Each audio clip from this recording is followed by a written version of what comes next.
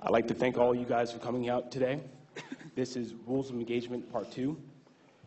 First and foremost, I'd like all of you to turn off your cell phones and to listen very carefully and respect the brave people who are sitting before you and giving their testimony.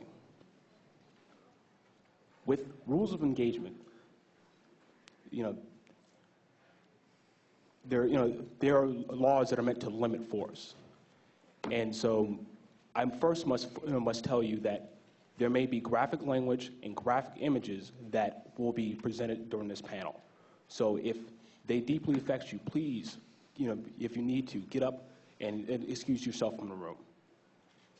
And also, we ask that give us the utmost support during this time.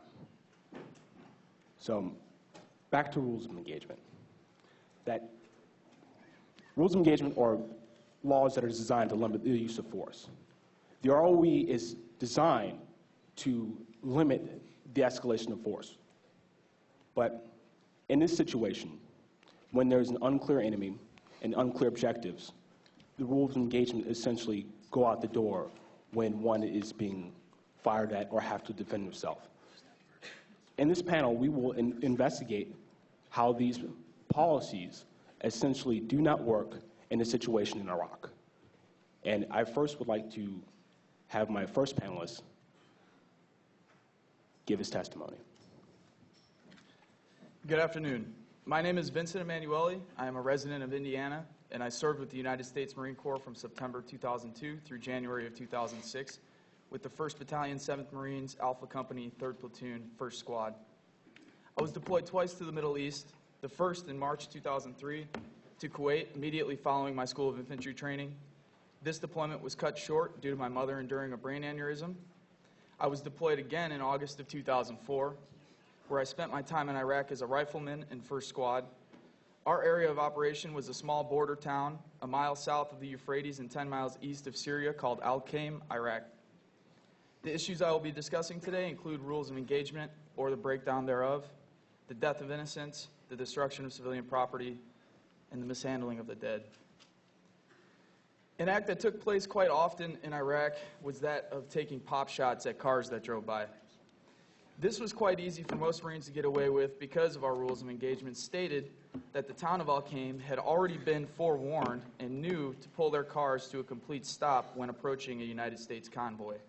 Our rules of engagement stated that we should first fire warning shots into the ground in front of the car, then the engine block, and then the windshield. That is, if the car was even moving in the first place. Many times, cars that actually had pulled off to the side of the road were also shot at. Of course, the consequences of such actions pose a huge problem for those of us who patrol the streets every day.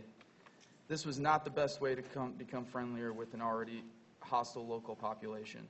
This was not an isolated incident, and it took place for most of our 8-month deployment. Another incident occurred when we were sent out on a mission to blow up a bridge that was supposedly being used to transport weapons across the Euphrates. During this mission, we were ambushed and we were forced to return fire in order to make our way out of the city. This incident took place in the middle of the day, and most of those who were engaging us were not in clear view. Many had hidden local houses and businesses and were part of the local population themselves. Once again, making it very hard to determine who was shooting from where and where exactly to return fire.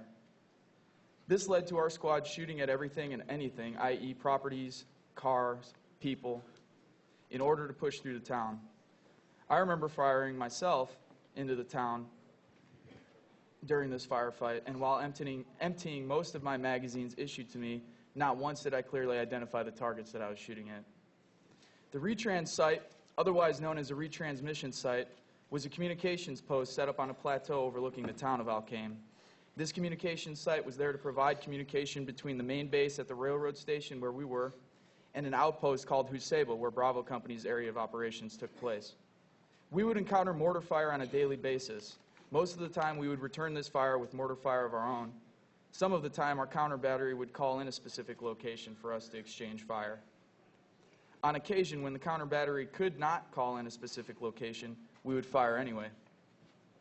Sometimes in the hills off to the west of the town, where we had thought the mortar fire was coming from, and other times straight onto the town of Al-Qaim itself, on buildings, houses, and businesses. Because of the lack of personnel at the retrans site, very rarely, if ever, did we conduct a battle damage assessment to report civilian deaths and destruction. So almost all of the time, these incidents went unreported and non-investigated. Once we were taking rocket fire from a town, and a member from our squad mistakenly identified a tire shop as being the place where the rocket fire came from.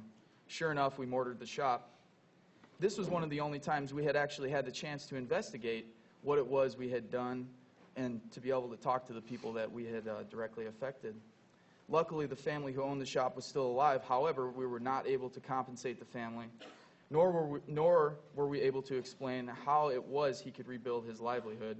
This was not an isolated incident, and once again took place over the course of our 8-month deployment. Another task our platoon was asked to take on was that of transporting prisoners from our base back to the desert. The reason I say the desert and not their town is because that is exactly where we would drop them off, in the middle of nowhere. Now, most of these men had obviously been deemed innocent, or else they would have been moved to a more permanent prison and not released back into the population. Needless to say, we took it upon ourselves to punch, kick, butt stroke, or generally harass these prisoners until the point at which we would take them in the middle of the desert, throw them out of the back of our Humvees while continually kicking, punching, and at times even throwing softball-sized rocks at their backs as they ran away from our convoy. Once again, this is not an isolated incident, and this took place over the duration of our 8-month deployment. The last and possibly the most disturbing of what took place in Iraq was the mishandling of the dead. On several occasions, our convoy came across bodies that had been decapitated and were lying on the side of the road. When encountering these bodies, standard procedure was to run over the corpses, sometimes even stopping and taking pictures with these bodies, which was also standard practice whenever we encountered the dead. This, along with neglecting to account for many of those who were killed and wounded.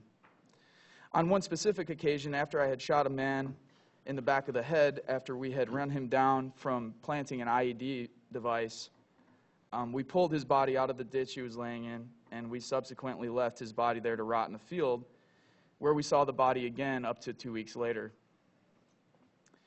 This, there was also pictures taken of this gentleman, and for me personally, it was very hard when our squad returned back to our main base after I had killed the man. His picture was on the backdrop of a laptop for a screensaver from one of our more motivated Marines. And so these, once again, they're the point that I'd really try to get across here, that these are not isolated incidents. And the incidents that I've mentioned here today took place over the course of 8 months. And the larger point that I'd like to touch on is, these are the consequences for sending young men and women to battle. These are the things that happen. And what I'd like to do, or what I'd like to ask anyone who's witnessing this or anyone who's viewing this testimony, is to imagine your loved ones put in such positions. Your brothers, your sisters, your nieces, your nephews, your aunts and your uncles. And more importantly, and maybe most importantly, to be able to put ourselves in the Iraqi shoes who encountered these events every day and have for the last 5 years. Thank you very much.